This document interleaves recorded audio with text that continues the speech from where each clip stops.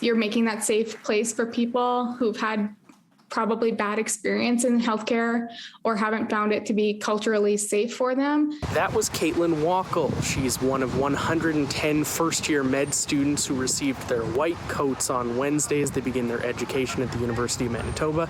She's also one of a record-breaking 17 students who self-identify as Indigenous in this year's class. Some people have grown up much more connected than I did, so I can, look to them to just as ways of reconnecting, and they're a great support system that way. Wackel, a mother of 4, says she didn't grow up knowing she was Indigenous as it was hidden a few generations back. She's proud to no longer hide those roots and be a part of a class that will learn from elders and knowledge keepers as well. There's, curricula that go beyond the med school kind of regular knowledge that you would expect.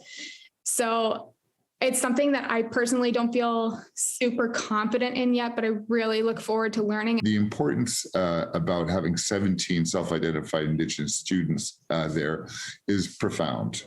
Dr. Barry LaValle is an Indigenous doctor in Manitoba. When he went to med school, he was the only student who publicly self-identified as Indigenous, while some others in his class chose not to.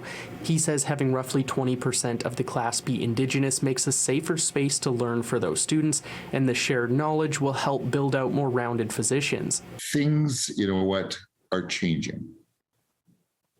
Okay, and I never thought that I'd actually see that.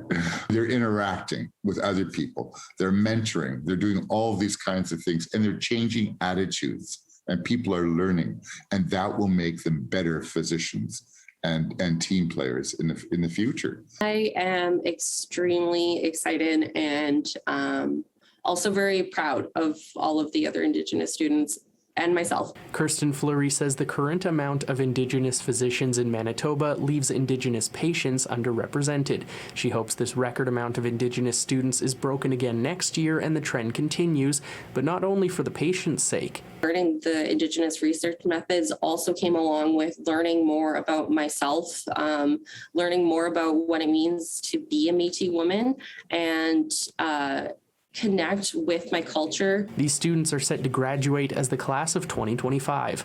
In Winnipeg, Mike Albanese, City News.